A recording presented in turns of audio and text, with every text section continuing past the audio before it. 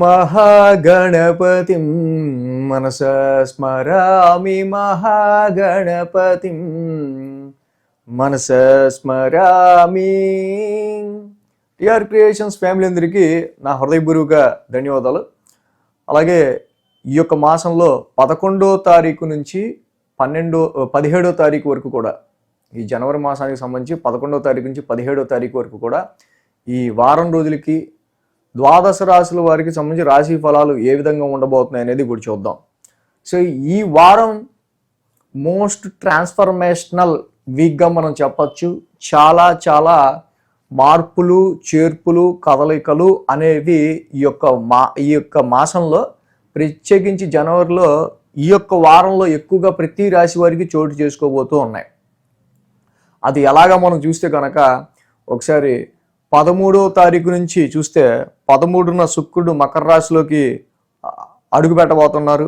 15వ తారీఖున రవి ఇక్కడ మకర రాశిలోకి గురువారం రోజు ఆయన అడుగు పెడుతున్నారు. 16వ తారీఖు శుక్రవారం కుజుడు కూడా మకర రాశిలోకి ఉచ్చ స్థితిలోకి అడుగు పెడుతున్నారు. 17వ తారీఖు శని కూడా 17వ తారీఖు శనివారం బుధుడు కూడా మకర రాశిలోకి అడుగు పెడుతున్నారు. సో మాసగ్రహాలన్నీ కూడా మళ్ళీ రవి, బుధ, కుజ, శుక్రులు మనకి మకర రాశికి సంబంధించిన విషయాలనే ఎక్కువగా ఎలివేట్ చేస్తూ ఉన్నాయి.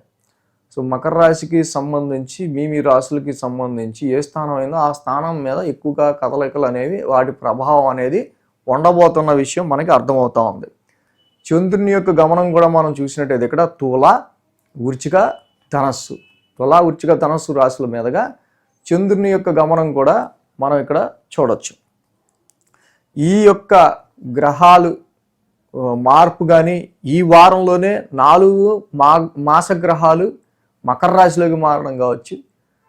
సో ఈ చంద్రుని యొక్క గమనం కావచ్చు. వీటి ఆధారంగా ఈ వారం ద్వాదశ రాశుల వరకు రాశి ఫలాలు ఏ విధంగా ఉండబోతున్నాయని చూస్తే, మిథున రాశిలో గురుడు వక్రస్థితిలో, సింహరాశిలో కేతువు, అదేవిధంగా రవి, కుజ, బుధ, శుక్రులు మకర రాశిలోను, కుంభరాశిలో రాహు, మీన రాశిలో శని సంచారంలో ఉండబోతూ ఉన్నారు. సో ఇక రాశి ఫలాల్లోకి వెళ్దాం. వృశ్చిక రాశికి సంబంధించి వద్దాం. వృశ్చిక రాశికి తృతీయంలో రవి, తృతీయంలో కుజుడు, తృతీయంలో శుక్రుడు, దశమంలో కేతువు, రాశికి 4 గ్రహాల యొక్క అనుకూలత వృశ్చిక రాశి వాళ్ళకి కనిపిస్తూ ఉంది. యాక్చువల్లీ వృశ్చిక రాశి వారికి ఈ వారం very very better and good week అని చెప్పచ్చు. ఎందుకంటే ఈ రాశి వాళ్ళకి సంబంధించి మనం చూసినట్టయితే కనుక మెయిన్గా 12, 1, 2 స్థానాల మీదుగా చంద్రుని యొక్క సంచారం ఉంది. మంగళ, బుధ, గురు 3 రోజులు కూడా ఈ రాశి వాళ్ళకి చక్కగా అనుకూలంగా ఉంది. రాశిలోనే చంద్రుని యొక్క సంచారం ఉంటాం. ఏదైతే మనం చెప్పుకున్నాం ఇంట్రడక్షన్లోనే, మాసగ్రహాలైన శుక్రుడు కావచ్చు, రవి కావచ్చు, కుజుడు కావచ్చు, బుధుడు కావచ్చు, ఈ గ్రహాలన్నీ కూడా మెయిన్గా ఈ రాశి వాళ్ళకి సంబంధించి తృతీయ స్థానంలో సంచారం మొదలు పెట్టబోతున్నాయి. వృశ్చిక రాశి వాళ్ళకి main communication, short journeys and writings represent చేసే ఈ యొక్క రాశిలోకి ఒక్కొక్క గ్రహం రావటం, లెర్నింగ్ ఎక్కువ ఒక విషయాన్ని నేర్చుకోవడానికో, ఆ నేర్చుకున్న విషయాన్ని చెప్పడానికో, కమ్యూనికేట్ చేయడానికో ఈ వారం అంతా ఎక్కువగా వాటి మీద గ్రావిటీ ఉంటుంది. కమ్యూనికేషన్ ఎక్కువగా ఉండే ఆస్కారాలు ఉన్నాయి. నెమ్మదిగా స్టెప్ బై స్టెప్గా వృశ్చిక రాశి వారికి షార్ట్ జర్నీస్ అనేవి కూడా ఈ వారం 13, 15, 16, 17 అంతా కూడా బిజీగా ఉంటుంది. ఎందుకంటే third house is house of efforts. కాబట్టి శుక్రుడు రావడం, తర్వాత మళ్ళీ రవి రావటం, కుజుడు రావటం, బుధుడు రావటం, ఈ గ్రహాలన్నీ ఒక్కొక్కటిగా థర్డ్ హౌస్లోకి వస్తూ ఉండటం, ఈ putting a lot of effort అనమాట. బట్ పరాక్రమ స్థానం అనే థర్డ్ హౌస్లో రవి, కుజుల్ లాంటి వెల్ పవర్ఫుల్ ఫైటింగ్ ప్లానెట్స్ తృతీయ స్థానంలోకి రావటం వల్ల చాలా మంచి ఎఫర్ట్స్ని, పాపస్థానంలోకి పాపగ్రహాలు పట్టడం, ఎలాంటి వర్క్ అయినా ఫస్ట్ నువ్వు ఇవ్వు, నేను చూసుకుంటాను అనే రీతిలో చాలా డేరింగ్ డాషింగ్గా ముందుకెళ్తారు.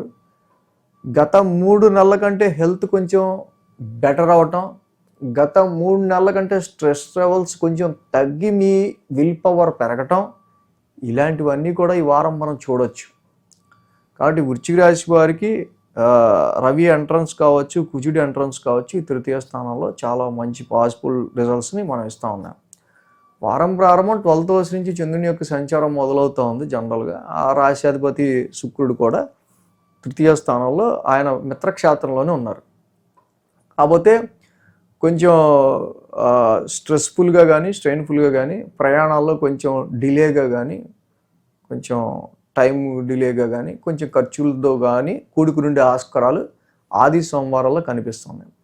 మంగళ బుధ గురువారాల్లో చంద్రుడు రాశిలో సంచరిస్తున్నారు. యాక్చువల్గా ఈ మంగళ బుధ గురువారాలు మనం జనరలైజ్డ్గా చూసుకున్నప్పుడు మీ ఫోకస్ ఆ మొత్తం షిఫ్టింగ్ ఆన్ విల్ పవర్. ఇక నా సత్తా ఏంటో చూపించాలి, నా దమ్మేంటో చూపించాలి, నా తడాక ఏంటో చూపించాలి.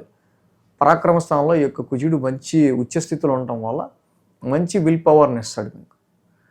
అలాగే శుక్ర శనివారాలు చూస్తే ద్వితీయ స్థానంలో చంద్రుని యొక్క సంచారం ఆల్రెడీ. కాకపోతే అష్టమంలో గురుడు ఒక పక్క రెట్రగ్రేషన్లో ఉన్నాడు. కాదు ఫైనాన్షియల్ వైజ్గా డబ్బుల వైజ్గా మాత్రం కొంచెం ఖర్చులు అన్ఎక్స్పెక్టెడ్గా వచ్చి పడే ఆస్కారాలు ఉన్నాయి.